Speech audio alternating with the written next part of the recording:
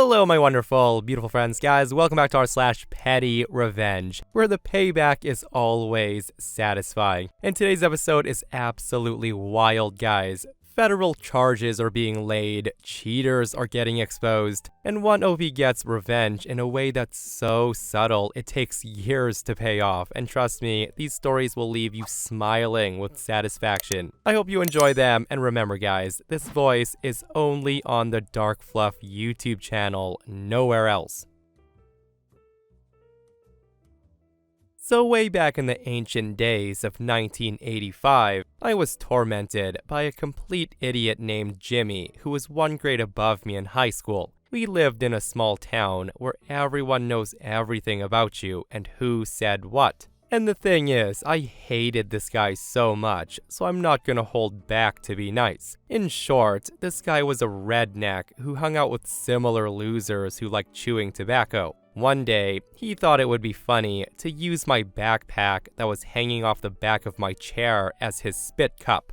I was furious, of course, but with his gang of idiots, there was nothing I could do about it. At least, not until he turned 18 and hadn't graduated yet. In school, I hear him bragging to his friends that he stole some mail from the post office by reaching into his P.O. box and grabbing the mail in the adjoining boxes. He bragged to his friends that he got someone's social security check once and cashed it, and using the money, he bought some beer with it. Well, this was my petty revenge. My friend's mother worked at the post office, so I let her know to keep an eye out. Sure enough, a couple of weeks later, he gets caught. The mailman inside saw his scrawny arm reaching in, and he just grabbed him by the wrist and bent it at a 90-degree angle, trapping his arm until police showed up. He ended up not finishing school while in jail, and he went to prison for the better part of a decade. Further investigation by the FBI, because it's a federal crime, also got some of his a-hole friends caught up as well. I moved away right after high school and I never went back. But before I left, I made sure everyone knew I tipped them off. What a petty revenge that was. And this is why you should never ever mess with anyone, because do it enough and some people might snap and take the first chance they can at ruining you. Case in point. And if you do commit shady crimes, best not to brag about it. And if you guys thought that was satisfying, this next OP gets back at their nasty boss. When I was 22 years old, I worked at a small auto shop under this newly hired supervisor who, let's call him Chris. He was quite rude to customers, mistreated employees, and the guy withheld 2 of my paychecks to spite me, daring me to complain. I stayed quiet, thinking I'd lose my job. Then one day, I overheard him bragging about rolling back odometers. I started documenting everything: shady titles, fake bills, receipts, 3 months worth of evidence. Eventually, Chris fires me without paying me what he owed. I planned to reach out to the owner, a decent man who had no idea what was happening. His office was at a different location. However, he would visit the shop to mostly collect the weekly collections. So I went straight to the owner. I hand him a neatly organized folder and I told him everything what Chris did. The owner assures me that I would get my job back, but did ask for some time so he could investigate the matter thoroughly. 2 weeks later, I get a call from the owner and he told me to come to the shop. When I got there, he storms into the shop with a few bouncer-like folks. The owner had contacted most of our customers who were treated rudely. He took their feedback and made notes. I was confident enough that the owner considered my evidences during his investigations. And what happened to Chris? Well, the bouncer guys grabbed his collar and threw him out of the shop. One of my coworkers replaced him, and the shop turned into a genuinely pleasant place to work. We would laugh about that dark chapter for years. I always believed and practiced, do no harm, take no crap. So this was a few years ago. I used to work as a detective for a local police department, and this occurred when I was still employed there. In my life, I've always made every attempt to stay on the right side of the law. as I consider hypocrisy one of the worst traits for an officer to have. That said, I owned a nice ski boat, and in my spare time, I enjoy taking my family to the local public lake to use the boat, tube, water ski, swim, all that stuff. My kids were ages 12 and 13 at the time, and they really got a kick out of this. They wanted to go nearly every day off I had all summer long. One day, we were at the lake, and after a few hours, my daughter mentioned that she needed to use the bathroom. The lake also had a public swimming beach that had public restrooms, and we would often take bathroom breaks there. We'd pull up to the shore well away from the marked swimming area, and we would disembark to use the facilities. On this day, however, as we pull up, I notice a lady on a lounge chair sunbathing on the shore near where we pull the boat up. I stayed about 50 feet away from her, still about 250 feet away from the swimming area, as I slowly maneuvered the boat towards the shore. As I got close, the woman stands up and glares at me. Well, my kids just whispered to me that they knew her as a mean lunch lady from their previous elementary school. As we brought the boat up to shore, this woman starts yelling very loudly that I was breaking the law. I just smiled, and as friendly as I could, I said, "Really? What law?" She just continued yelling, saying that I was driving a motorboat in a swimming area, which is highly illegal. I pointed to the marked swimming area about 250 feet away, and I asked her, "You mean that swimming area?" To which she replied, "Yes." I told her I never entered or even got close to the swimming area, and that my boat was right now as close as I got. She then said the law prohibits boats from pulling up to any shore, and I'm thinking, LOL, like how do you get in or out of a boat? Swim? And she said she was calling her son, the deputy, to come jail me. At this point, I was starting to enjoy this a little because I thought for sure her son, the deputy, would tell his mom that she couldn't stop me from pulling my boat up to shore. I just stood nearby as she calls someone, assuming her son on her cell phone. She then reads the person on the phone my boat hull number. It's like a license plate for boats. She then says, with a smirk on her face, "My son is going to order you off the lake right now."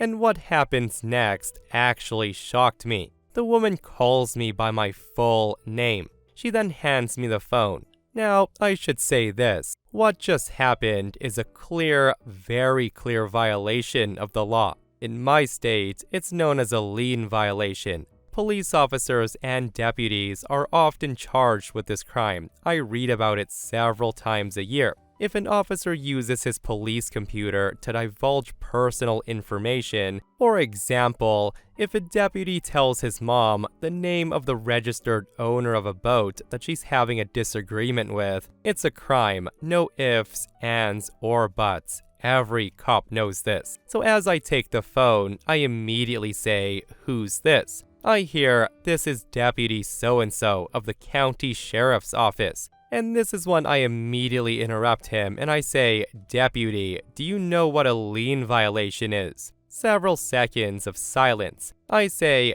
"Deputy so-and-so," using his real name of course, "are you still there?" He says, "Yes." I again say, "Deputy so-and-so, let me ask you again, do you know what a lien violation is?"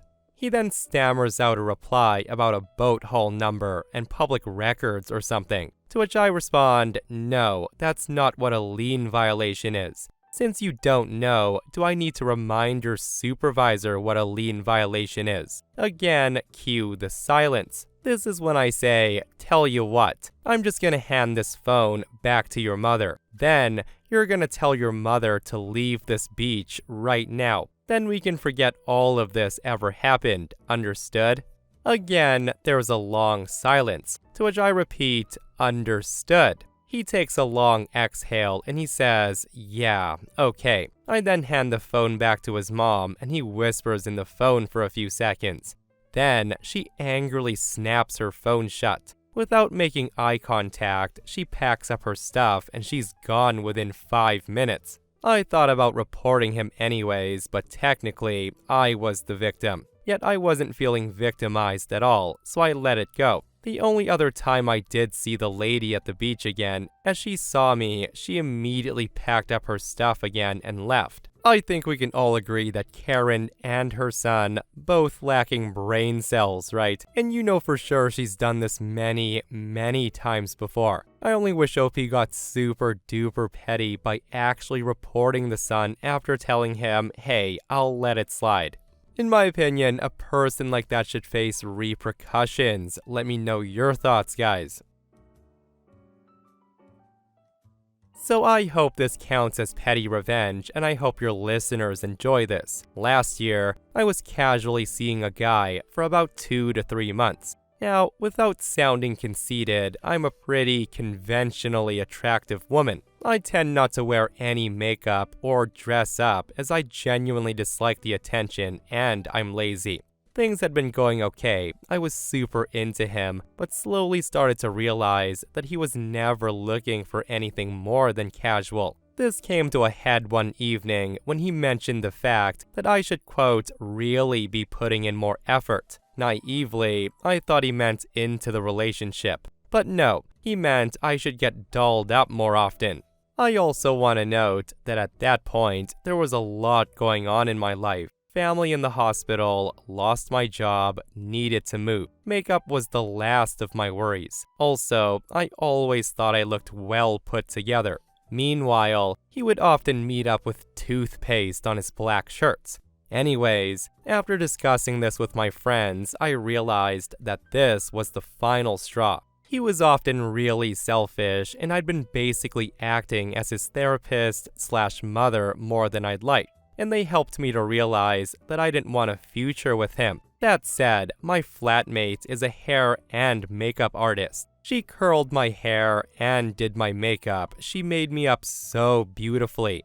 I accessorized my long silk dress to make it a bit more casual. I wore heels for the first time in years. Again, not wanting to brag, I was stopped on the street on my way to meet him for drinks. I felt gorgeous. He thought so too, and he was full of compliments. Now, I don't know if I was looking too hard into it, but he seemed kind of smug too. At one point, he even said to me, "See, this is how you should look all the time. It benefits both of us." To which I responded, "This actually isn't working out. I think we want different things. Also, you should probably seek professional help. Enjoy your drink." I broke up with him right then and there, and I felt like Julia Roberts walking out of that bar. I didn't turn to look back at him, but I'd like to picture him staring at me, speechless.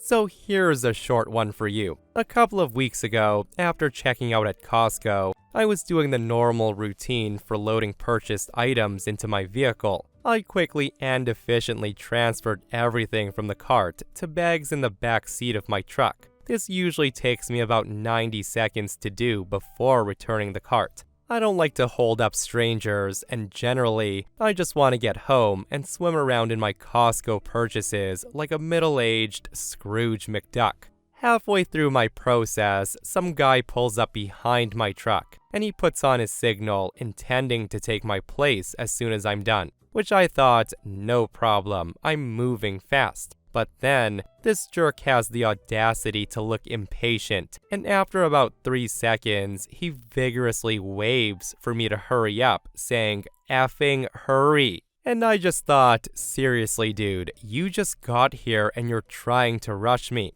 My process is flawless, and you have the gall to act like I need to hop to your tune, and this triggered my pettiness. I basically thought, I'm sorry dude, but I'm no longer in control of what happens. This is between you and petty me now. I'm just an innocent bystander. So I immediately stopped my fast and efficient process of packing my vehicle. I switched to molasses mode. I slowly moved every single item in, one at a time. I tried my best to do it slow motion. At one point, I pull out a bag of seaweed snacks and I start to look over the top of my glasses to really examine it. I slowly read the description out loud, and then I looked around as if to find a bystander to discuss my purchase with. I resumed. More items went in. When he looked like he was about to give up, I'd acted like I was done. And then I would discover, no, more items still in my cart. I dragged this on for 5 more minutes, making him wallow in place, trapped by the sunken cost of how long he's already waited. I'm now done and getting behind the wheel. At this point, he seemed relieved, like the blood vessel that he was about to rupture with his rage was finally easing. But I wasn't done being petty. I back my truck up slowly. I stop, pull forward to reposition, and then slowly back out again. I'm trying my best to make this process as excruciating as possible. I then back up slowly, far more than I needed, until he thought I was gonna hit him and then started to furiously honk at me. Now, I was about to leave, but since he starts yelling at me again, I just thought, you know what, screw going home. I pull right back into the spot and then get out, and I said to him, sorry, my husband just texted me to go grab some grapes. I then walk back inside. Now, I know this doesn't compare to most petty stuff on here, but it amused me and I wanted to share. Listen, I know OP thinks this was nothing, but in my opinion, what OP did was super petty, and what a power move that was. Yeah, I thought about it, and F this guy, I'm going back inside for something I don't even need. Like honestly, I'm saving this for the next time I come across a rude a-hole in a parking lot, because you guys know how bad the Costco ones can get, right? So this happened 30 years ago. When I was a kid, I had a notoriously cheap uncle. They called him Joe Green because he hoarded money so much. Well, Joe had a summer house in Jersey Shore, right on the bay in Wildwood, along with his home in Philly. His shore house was next to the fishing charter boats, and to make extra money, he would stock up on things like bait, canned soda, lunch meat, and sell it to the guys going out fishing for the day. It's a nice way to make some tax-free money sitting on your back deck in the morning. One day, my family's down there visiting. I was only like 10 years old and I was thirsty. So I asked my Uncle Joe for a soda. Like I said, he had tons of cases stacked up. He told me, sure, leave 50 cents on the table. I of course start laughing and asked if he was joking. He wasn't. I had to pay my uncle to have a soda at his house. But I thought, okay, whatever. It just gave us another story to share about what an effing cheapskate this guy was. I thought nothing of it after paying him, but my dad felt differently.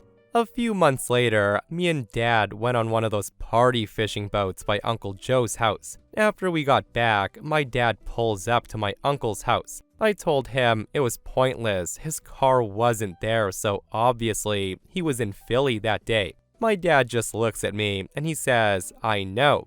And the thing that you all need to know is my uncle had a peach tree growing in his front yard. He would often brag all spring how they were coming along and how they were almost ripe. Well, it looked like they were finally ripe. My dad gets me out of the car and he grabs a bushel from the trunk and he says to me, start picking all the peaches off his tree. I of course said, Dad, are you serious? To which he replies, yup. And we didn't leave one left on the tree. He told me we were doing it because my uncle charged me 50 cents for the soda. I laughed the whole ride home. The next day, my dad splits up the peaches. He left a big bowl for us, gave a bowl to my grandmother, some to my aunt, etc.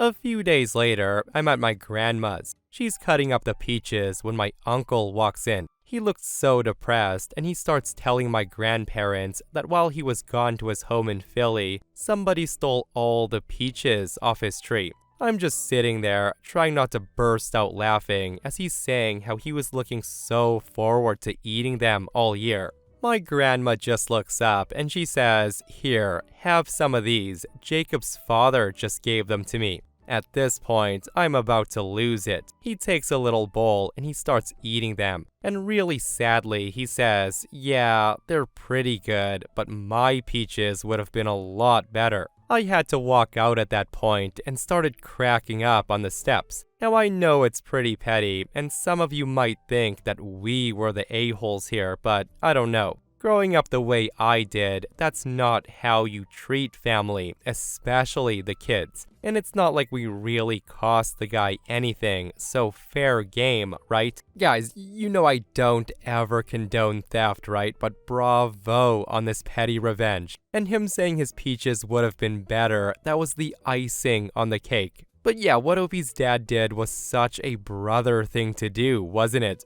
But there are some who say that Opie's dad crossed the line by doing that. And some are saying, you know what, that's exactly what Uncle gets for charging his nephew for a soda at his house. Let me know your thoughts on this though.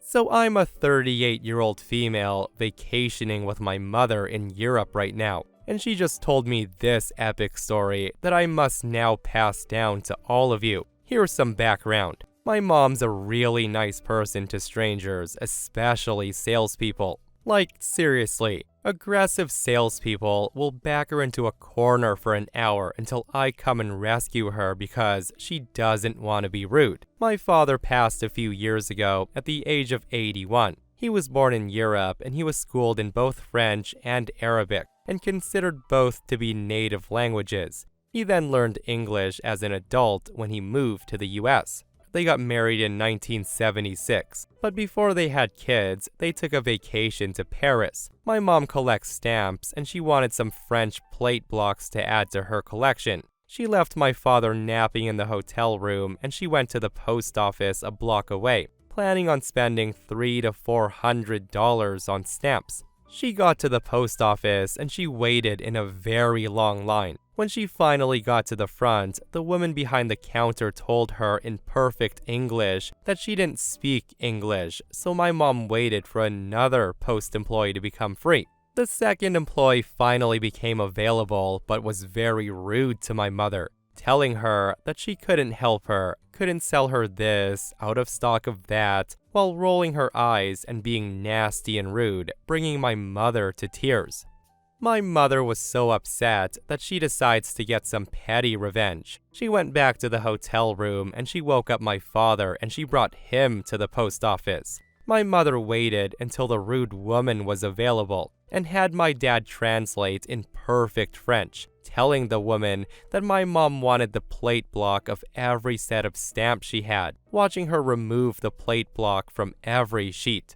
And for those that don't know, when you remove the plate block from a sheet of stamps, the remaining stamps had to be counted by hand. After the nasty woman had a nice stack of plate blocks from my mother, which was one of every stamp design they had, my mother turns to my father and she said, "Tell her I've changed my mind." Not only did that woman miss out on a huge sale for being mean and nasty, she also had to spend a good 30 to 60 minutes after closing to hand count each individual stamp after they closed for the day. I'm just so proud of my very polite mother right now.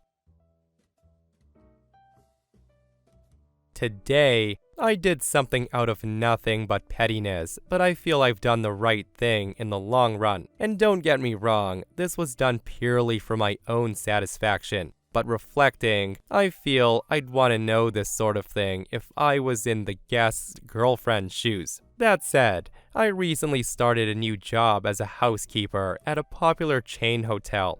And while I am enjoying it, the vomit rooms from stags, etc. really irritate me. They always somehow manage to get it on the only carpeted area of the room, and it puts me behind schedule having to scrub at the carpet. This one room today really took it to the next level. They had garbage scattered about, food jammed down the sides of the bed, as well as vomit patches all over the room. It took a while to get through all of the mess, but towards the end of cleaning, I find a happy birthday card addressed to the guest on the floor. The card was open and it read, "Happy birthday, guest. I love you so much. Have a great birthday weekend away. I'm gonna miss you so much. Love, Beth." I picked up the card to toss it in the trash, and when I closed it, I saw that the front read, "To my amazing boyfriend on his birthday," and my eyebrows immediately raised. I had just picked up multiple condom wrappers, seen the used ones in the bin, as well as finding a pair of used women's underwear and a torn dress in the sheets. I was originally gonna throw the dress and underwear away, as they were both clearly torn beyond wear, and the guest had most likely intended for me to do that. But damn, at this point, I was mad about the vomit and crusty food. This poor girl had been cheated on by a man who trashed my hotel room, but luckily for her, he pissed me off. I took the torn dress and underwear down to reception, and I logged them in our lost and found with the room number attached. Our system always sends a copy of lost item emails to the emergency contact as well, just in case the guest misses the email. The cheater and his emergency contact will soon receive a friendly email with a photo of the forgotten items, and a description of what they are and where they were found in the room. And who's his emergency contact, you might ask? Well, it's literally his girlfriend, Beth. If you're gonna cheat on your significant other, don't piss off the housekeeper. Yeah, you know that fallout is definitely not gonna end positively. Like, what a petty move that was, guys. Leave a mess, I'll ruin your relationship. And this person comments, I've done things like that, but I worked in a dry cleaners. I worked the counter, and when you take in clothes, we had to check and clean out the pockets. And I used to find all sorts of evidence of guys cheating. Panties in pockets, condom packages, their wedding band, ridiculous. So I had this one really rude man, and I knew he was married to the sweetest lady. So I found the panties and his wedding band in his suit jacket pocket. You know, the inside pocket. I put that nonsense in a look what we found bag, and when she came to pick up his now clean suit, I gave her that bag, and I never saw his butt again. So yeah, the takeaway here is don't frickin' cheat. And if you do happen to cheat, which again, never something someone should do, don't be an a-hole. I was a semi-professional baker when I met my husband. Not because I tried to be, but because every weekend, friends or family would pay me to make cakes, pies, or cookies. My specialties are cheesecakes and cakes with surprises in them. After moving to his hometown right before our first Christmas here, I'd already gotten all the ingredients for a Christmas cake that was all of our favorites, and he was telling his sisters how excited I was to make this cake, and how the farmer I found had some of the best fruits I'd ever eaten. They told me not to bother and they would get store-bought. They do this with a lot of things. Only with me though. If one of their friends offers to bring the same thing, they've already turned me down for it, so quote, it would be rude to refuse. And y'all, the bought cake was rock hard and awful. The kids literally made fun of it and asked if we could saw it into bricks to make a bread brick house. Fast forward a few years, and my husband bragged about my baking to so many people that my semi-pro kitchen is back to rolling along. We watch my sister-in-law's kids, and they bake with me sometimes. We still always get the same store-bought Christmas cake for the family get-together, and no one eats it. Yesterday, the family was together for a situation regarding my parents-in-law, so we decided to hash out a gathering. We're hosting, so I said I would take care of all the food and they can bring the dessert. The oldest kid immediately starts complaining why we have to get that stupid, awful cake every time, and why couldn't I make something for dessert too? My husband responded immediately, telling the kiddo that her mom and auntie prefer the cake from the store. The kiddo looks at her mom, then her aunt, then her mom, back to my husband, and then said, well, they can't even cook, so they shouldn't get to pick what we have to eat. And oh my goodness, I tried my best to hide my glee hearing that. I just shut it down and I said they really like that cake, and we really need to respect the traditions that make them feel more at home. My true petty revenge is planting the seed of anti-traditionalism in their offspring. And also, I'm making that kid whatever cake she wants next time we watch her for that wicked burn. And what a wicked burn that was. Pure, unedited truth, right? A power move that almost all kids possess. And I agree with OP. In fact, I think OP needs to make that kiddo multiple cakes for that. Because a savage one-liner like that, you know for sure it'll live rent-free in those Karens' heads. And they'll think about what was said every single time they see a nasty, rock-hard cake. And that, my friends, brings us to another end of r/PettyRevenge. Guys, I hope you enjoyed today's stories. If you did, hit that thumbs up. And if you're not subscribed, consider subscribing so you don't miss these crazy, crazy stories. And if you missed the last episode on the channel, it's an r/malicious compliance episode, where OP obeys a scummy landlord and it backfires so hard on them. It's such a wild episode, so go check it out if you haven't, and myself and Stevie Boy will see you guys in the next one. We love you.